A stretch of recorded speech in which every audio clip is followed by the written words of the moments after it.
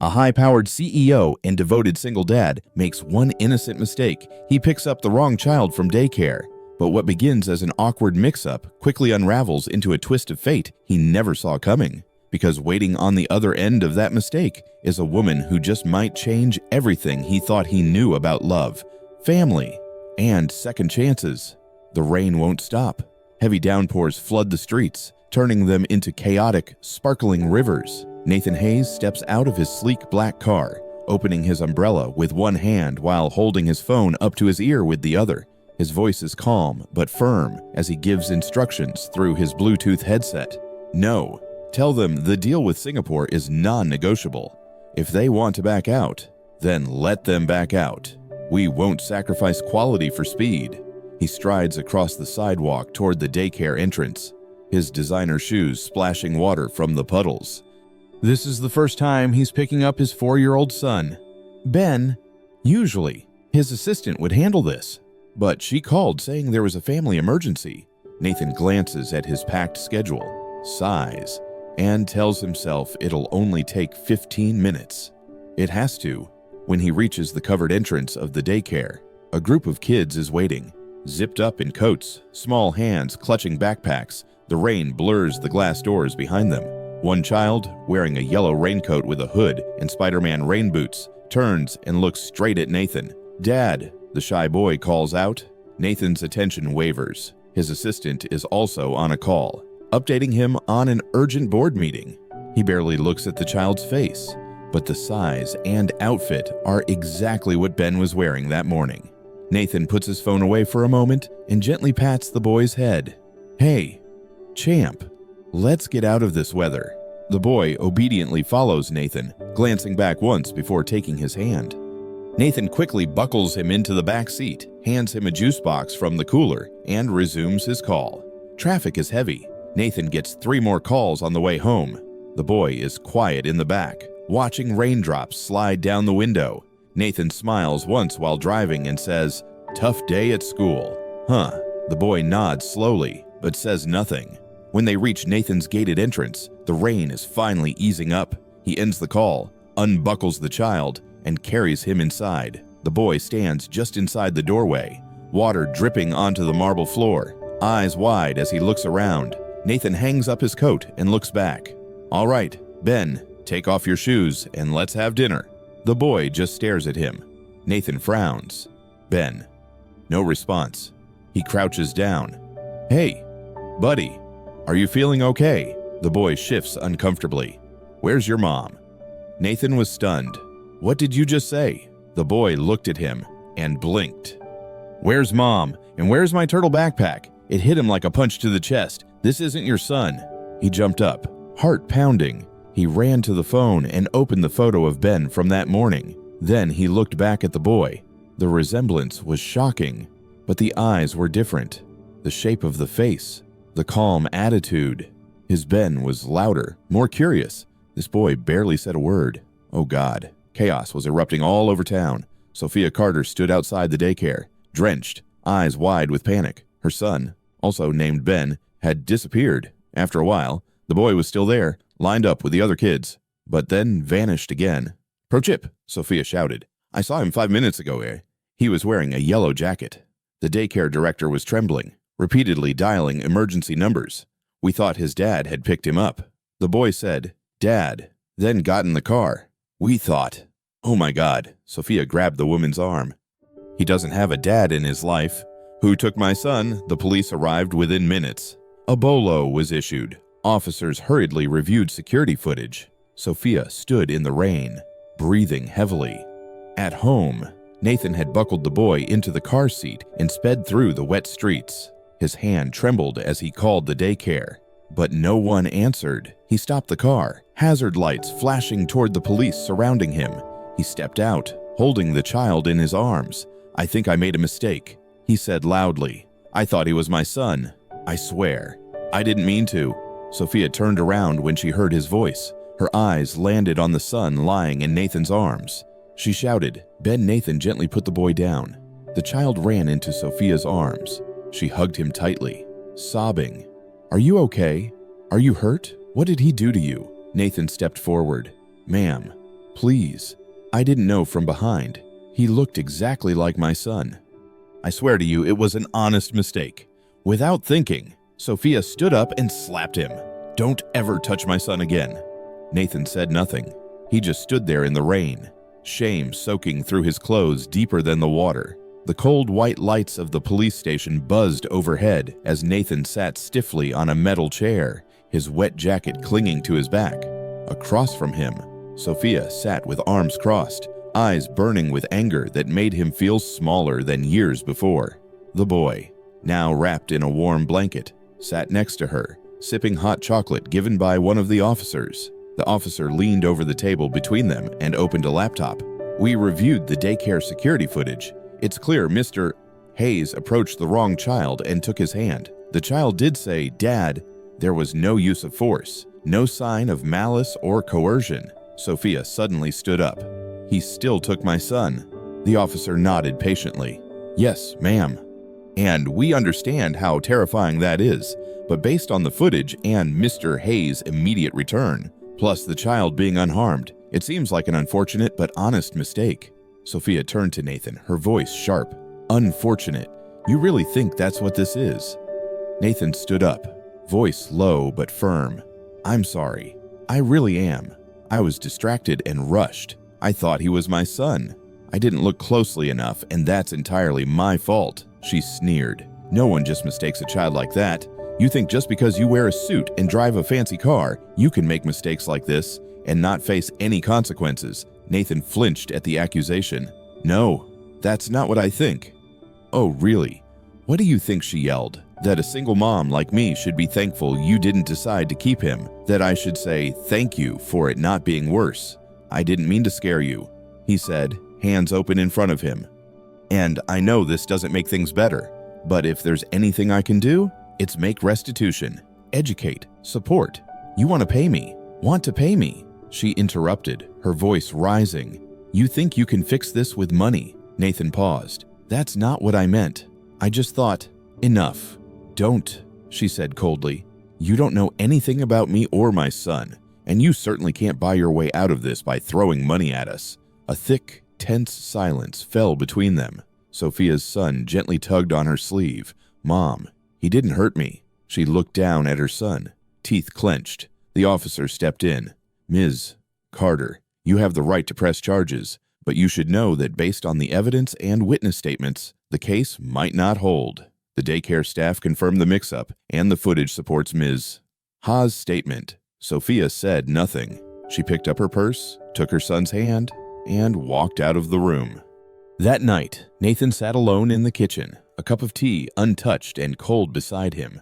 His house, usually clean and quiet, now echoed with the boy's voice. "Where's Mom?"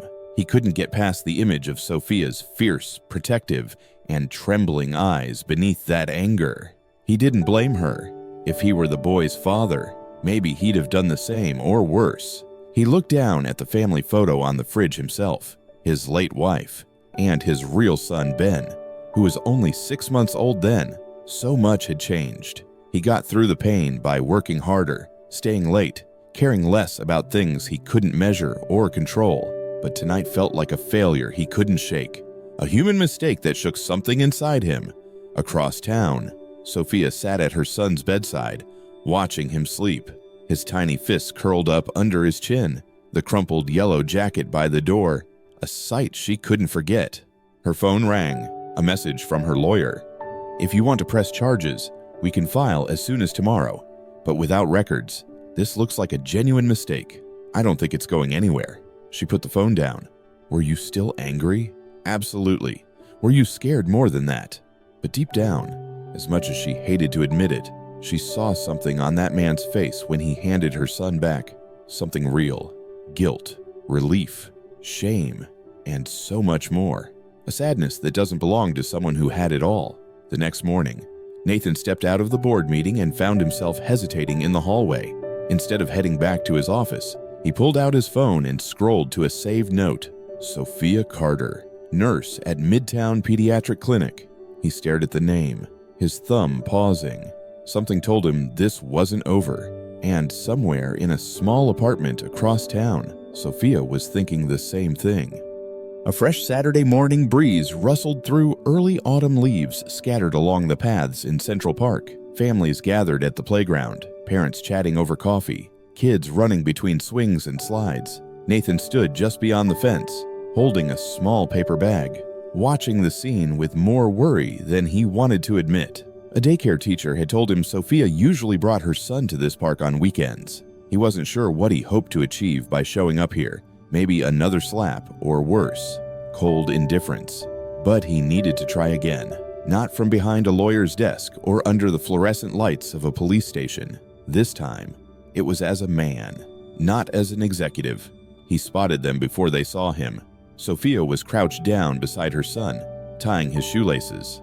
She smiled softly when she heard him say something. Her expression was warm, relaxed. Nathan had never seen her like that. No fear, no anger, just a person. Beautiful. He almost turned away. Almost. Then he heard it. "Ben!" His son's excited voice called out, running fast toward the playground with the babysitter hurrying behind. Nathan stood up straight, eyes darting between the two boys. They met in the park like magnets. Two identical little blonde bees. Same curls, height, and energy. Just one mistake started it all. And now, maybe something else could begin. Sophia looked up and was stunned to see Nathan. He slowly raised his hand, then pointed toward a nearby bench. She hesitated, then stepped forward, cautious, alert, but curious. He handed her a paper bag. "Apple muffins," he said, "from that bakery on the 8th. I remember you said your son liked them." She looked at it for a moment, then took it. "You remembered that?" He nodded, eyes on the boys, laughing at the top of the slide. "I came to say I'm sorry," he said again. "Really. No lawyers in the room. No pressure. Just me." Sophia glanced at him. "You've said that before." "I know, but I really mean it. I still do." A moment passed. She said nothing, but didn't walk away either. "The boys get along well," she whispered. Nathan smiled. "They do." They sat quietly, watching their sons until the tension between them eased enough to breathe. Over the next few weeks, meetings happened more often, some planned, some spontaneous. The boys kept wanting to see each other. Their friendship blossomed easily, as if making up for the awkward way it all started. Nathan found himself staying longer when picking up his son from daycare. Sometimes he'd bring coffee for Sophia. Occasionally, she'd share extra cookies her son insisted on baking. Small things, unspoken apologies, rebuilding something unnamed. More importantly, Nathan started treating his son differently. He began leaving work early, turning off his phone during bedtime stories, learning to tie little shoelaces, and listening to stories about dinosaurs and invisible friends. Dinosaurs and invisible friends. He realized with quiet surprise that he had missed many years that couldn't be reclaimed, but could create something new. One afternoon at the park, Sophia came and found Nathan on the grass with the two boys building a complex structure from sticks and pebbles. The light in his eyes was real, not forced. She lay down with them on the blanket, and when the kids ran off to climb a tree, the conversation grew softer. He looked at her, a flicker of vulnerability showing through his usual calm mask. "I don't know how to be a dad anymore," he suddenly said. "I thought I did, but I was wrong." Sophia tilted her head, surprised. "My wife died when Ben was 6 months old. Complications from childbirth. One day we were planning the nursery and reading baby books, and the next day I was alone with a baby. I didn't know how to hold him." He paused. "So, I hired a nanny and delegated tasks like I always did. I thought maybe love could be scheduled and outsourced." He shook his head. "But that day with my son, that mistake, like a punch in the chest. I realized it was easy to lose something I hadn't even taken time to understand." Sophia was silent. Nathan looked at her.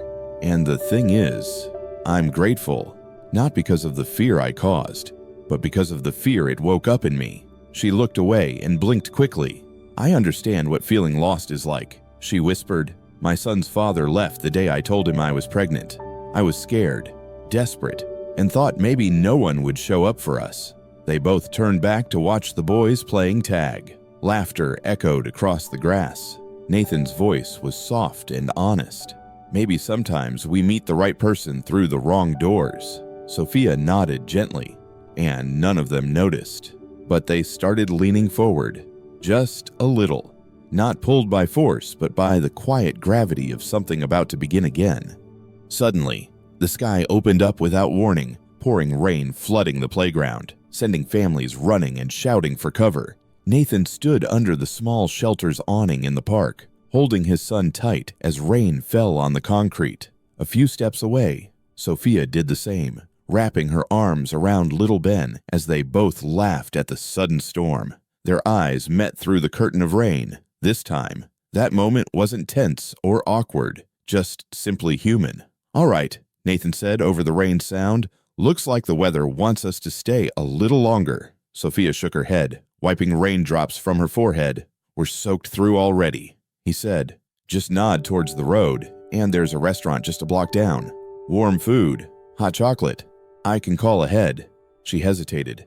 He quickly added, "This isn't a scam. It's just dinner with two kids who won't stop being best friends." Sophia looked down at the two boys playing puddle tag, their laughter echoing through the storm. She sighed. "All right, but I'm picking dessert." Nathan smiled. "Deal." A cozy restaurant with rain-covered windows and candlelight flickering on every table. It was a place Nathan often passed by without noticing. Tonight, it felt like heaven. They sat in a quiet corner. The boys shared a seat and immediately started coloring the kids' menu. Their shoulders leaned against each other like they'd been best friends forever. Sophia took a sip of her tea. Nathan looked at her over his glass, unsure how to start. "So," he finally said, "does your son always have that unstoppable energy?" She gave a weak smile. "Ever since he was born, he's given it his all and never stops." "Me too," Nathan chuckled. "There was a time he threw my phone in the toilet because I wouldn't stop working during recess." Sophia laughed. "Sounds about right." They paused again, and Nathan leaned back. "Funny, isn't it? Kids are the smallest people in our lives but carry the heaviest burdens." Sophia nodded. "They change everything." Her voice softened, like when he'd heard her call her son's name in panic on that first day. He looked into her eyes. "You did all of this yourself." She nodded slowly. "My dad left before I was born. He said he wasn't ready to be a father. I was scared, but being scared and still doing it became my thing." Nathan looked down, running his hand through his hair. "I had help," he admitted. "A nanny's assistant, a night nurse. I thought it was enough. I thought being the provider meant being a dad, but it turned out all that just pushed me away." Sophia's eyes met his. "What changed?" He sighed.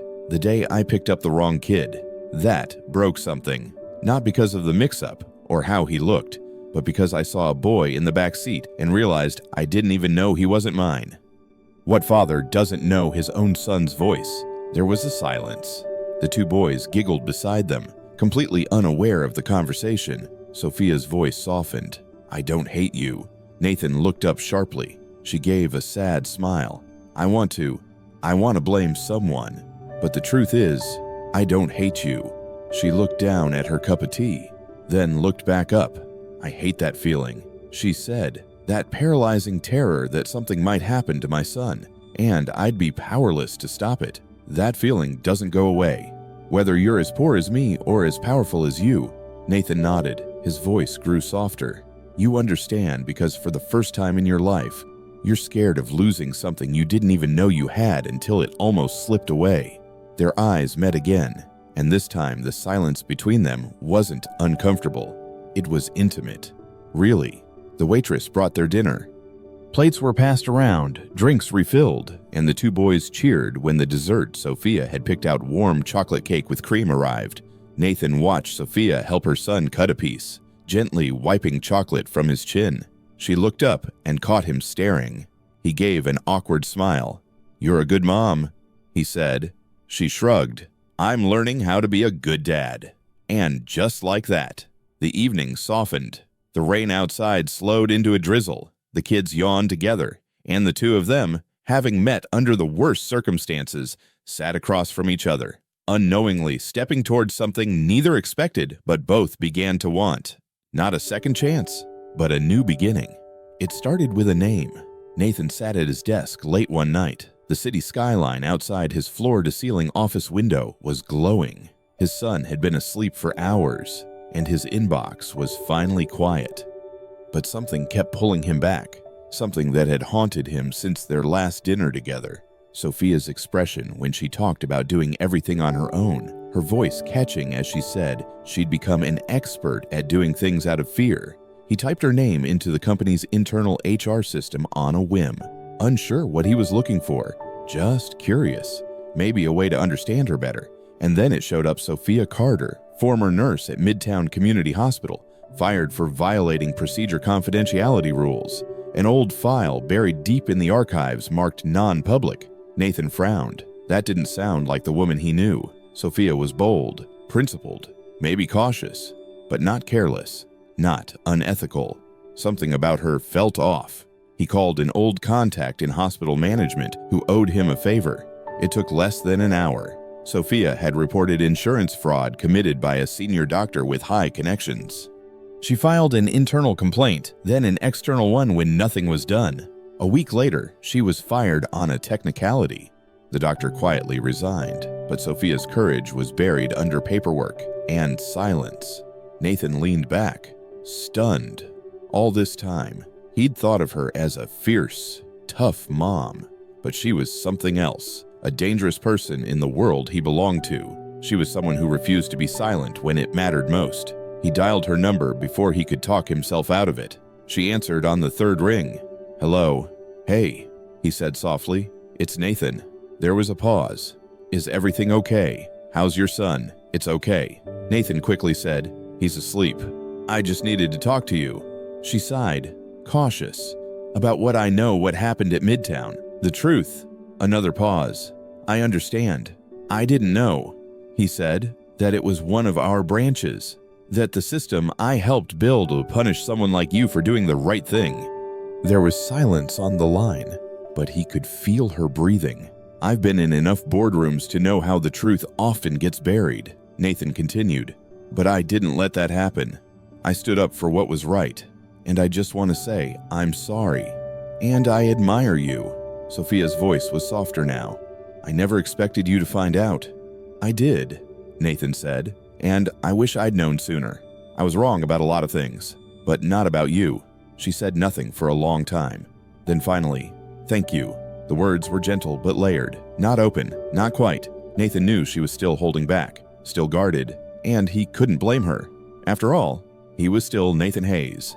The name on the building, the face in the press, a legacy tied to every hospital, including the one that had let her down. "You don't have to forgive the company," he said softly, "or me, but I just want you to know there's someone who sees you now, really sees you." Her breath caught, almost inaudible. "That means more than you know." Then the line went silent. Nathan stared out the window at the city below, alive with lights and movement, but inside, something was still, something fresh. A kind of clarity. She wasn't just the mother of a boy he once thought was his son. She was a lone woman standing up to power and still speaking out. And somehow, she had become the one voice he wanted to hear the most. The silence in that boardroom wasn't like anything Nathan had heard before. It wasn't the kind of silence that comes from calm, but from tension. A coiled, waiting thing. Across the long glass table, his father sat in the main chair, dressed neatly as always. Cold eyes beneath silver eyebrows. The other board members had been dismissed. This wasn't an official meeting. It was a warning. "I've heard about your involvement," the older Mr. Hayes began, arms crossed. With that nurse, Nathan didn't flinch. "Her name is Sophia Carter." His father ignored the correction. "You're a public figure, a vague one at that. We don't get involved in scandals, especially with women known for legal troubles and leaking information." Nathan clenched his jaw. "You mean a woman who exposed the fraud happening in your hospital system? Watch your tone." His father snapped. "Don't forget who put you in that chair." Nathan stood up. "And maybe it's time you asked why you're still sitting there." His father stood as well. Slower, more cautious. "You're my son. Nathan, you have a future most people only dream of. You have a future most people only dream of. Legacy, influence, power. But if you keep getting distracted like this, you'll lose it all. Inheritance, voting rights, Your place in this company. Nathan's heart pounded, but his voice stayed calm. I never asked for power if it meant living as someone else. His father narrowed his eyes. So you chose her over family. Nathan looked out the window, at the skyline that once defined him, then back at the man who shaped his ambition. No, he said, I chose myself. That night, he packed his things. The penthouse the board gave him as a symbol of his status felt colder than usual. He looked around at the designer furniture, the pristine kitchen, the city view that once mesmerized him, and realized something terrifyingly simple. None of it felt like home. He packed 2 suitcases into the car, gently woke his son, and together they left that place. A few days later, news spread quietly but quickly through the business world. Nathan Hayes had stepped down from daily operations. Rumors flew conflict with his father, ethical disagreements, a personal scandal involving a single mother. But Nathan didn't comment. Instead, he quietly announced the launch of a new fund, the Carter Healthcare Initiative, a nonprofit dedicated to supporting whistleblowers, low-paid healthcare workers, and mothers returning to the healthcare workforce. The irony wasn't lost on Sophia when she read the press release. He'd named the fund after her. She sat with the newspaper on her lap, sunlight streaming through the apartment window, her son playing nearby. Her heart pounded. There was a knock at the door. She opened the door and saw Nathan standing there, jeans and a sweater. No entourage, no polished image, just him slightly tired, a bit uncertain, but more real than ever. I left, he said. She blinked. You did everything. The company, the legacy. My dad told me I had to choose. He paused, then gave a small smile. And I did. She stared at him. Nathan. He stepped forward, holding out a simple folder. Inside was a proposal, not for her, but for the community clinic where she worked, currently supported by an independent grant, a grant from the Carter Initiative. It will expand care services, raise wages, and set up whistleblower protections.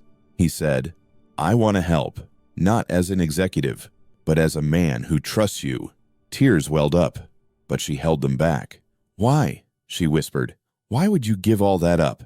His answer was gentle but certain, because if losing money is the price to pay to love someone like you, then that's the best deal I've ever made.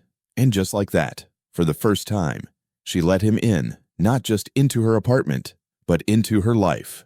The city grew cold again. October winds carried the scent of rain and fallen leaves, the streets sparkling beneath heavy clouds hanging overhead. Nathan sat alone in his now modest, quiet apartment, with only the crackling of the heater and the faint ticking of the wall clock for company. He stared at the photo of his son taped to the fridge, the finger-painted picture of their trip to the park, stick figures smiling under a golden sun. But tonight, his mind wasn't on his son. They were with her, Sophia. He hadn't seen her in days, not since that photo surfaced.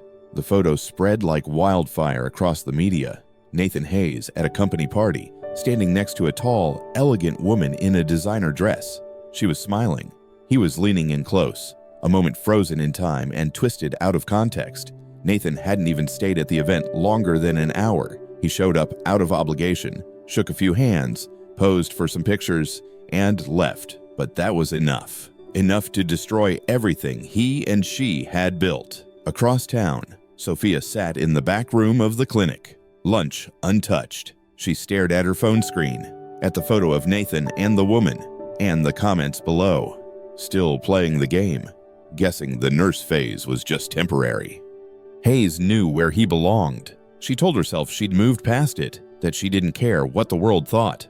But Nathan was different. But the pain in her heart said otherwise. She recalled how her last relationship ended with a man who held her hand in private but crossed the street when he saw her in public, who told her she was too much trouble to bring home, who called her strong to her face but was ashamed behind her back. She still remembered feeling chosen until the introductions came. So when Nathan called the next day, she didn't answer. And when he texted, she read the messages but never replied. Instead, that night she sat down, took a deep breath, and wrote, Dear Nathan, you once told me your world was built on decisions, business, power, legacy. It's all about choices. So maybe this is a choice too. I know what it feels like to be the one no one chooses when the risks go up, and I can't be that person again. I won't be another secret or someone you protect behind closed doors but keep in the dark when the cameras flash. I need to know that if I fall, someone will catch me and stay, not just until the headlines fade. I don't want to be a burden that throws you off balance. If loving me means risking it all, I understand if you choose not to, but I can't keep risking choosing someone who won't stand still when it counts. Nathan read the letter 3 times. By the end, his hand was shaking. He put on his coat and stepped into the storm. It was past 10 p.m. when Sophia stepped out the back door of the clinic, umbrella in hand, exhausted and ready to disappear into the rainy night. But there, standing right under the hospital awning, soaked from head to toe, was Nathan. He said nothing, just waited. She froze. "I don't want to bother you," he finally said. "I don't want to call again or text anymore. I just want to show up." She stepped closer, her eyes unreadable. "That night at the gala," he continued, "meant nothing. I left after 30 minutes. I only went because I promised an old friend I'd show my face. That woman, she's the wife of my college roommate." Sophia stared at him. "And the cameras. I don't care about them anymore." "You did," she said softly. "You cared about a lot of things that no longer feel worth it now." He stepped closer. "But I care about you." Raindrops dripped from his hair onto his collar, soaking through the fabric. "If you're the reason I have to keep walking away from things that no longer fit who I am, then I'll do it over and over again." Sophia's breath caught. "Because I'd rather be yours in the dark than someone else's in the spotlight," he whispered. "But I'm done begging for the dark. I wanted all the light, the storm, and you." She took a shaky breath, and for the first time, she didn't pull away. Instead, she stepped into his arms, letting the rain fall all around them. Not because it was a fairy tale, but because it finally became real. A gentle breeze blew through the community center courtyard, carrying the scent of fresh flowers and children's laughter. Sophia stood by the window, watching volunteers paint a colorful mural on the outside wall. Behind her, nurses moved through the halls of the newly opened Carter Health and Hope Center. Behind her, nurses moved through. Nathan had quietly funded the project, but her name was engraved on the front. He insisted that it was her story that made it come true. Their lives slowly and naturally intertwined, not with grand declarations, but in the quiet rhythm of shared days, shopping trips, bedtime stories, and school drop-offs. Nathan's once tidy kitchen was now cluttered with colored pencil drawings and half-empty cereal boxes. Sophia no longer braced herself for endings.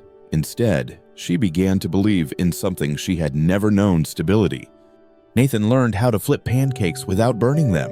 Sophia learned to trust his promises.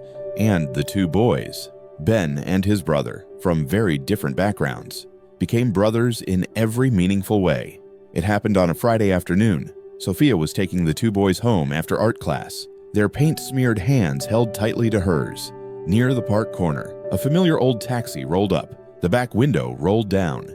Inside was Nathan, wearing a hat that read "Ben and Ben's Dad." The taxi home forever carried only 1 passenger. The 2 boys shouted. Sophia smiled, her heart pounding. Nathan stepped out, opened the back door. Inside were wildflowers and a photo album. The last page held a velvet box nestled among pictures of the 2 boys. Nathan's voice was soft.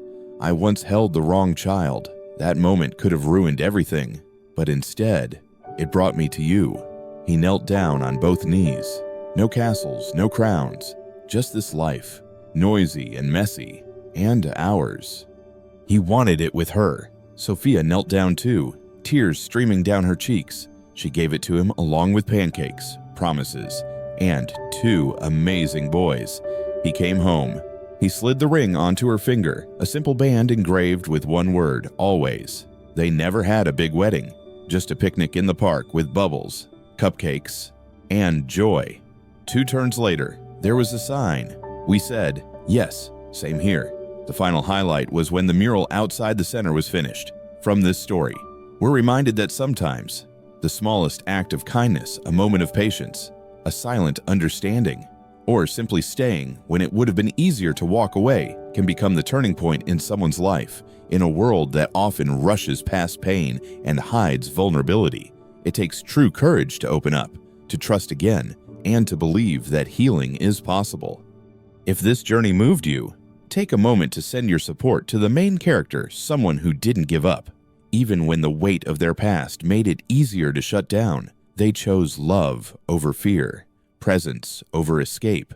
What do you think they should do next? Should they take that leap of faith? Or tread carefully? Your voice matters. Share it with us.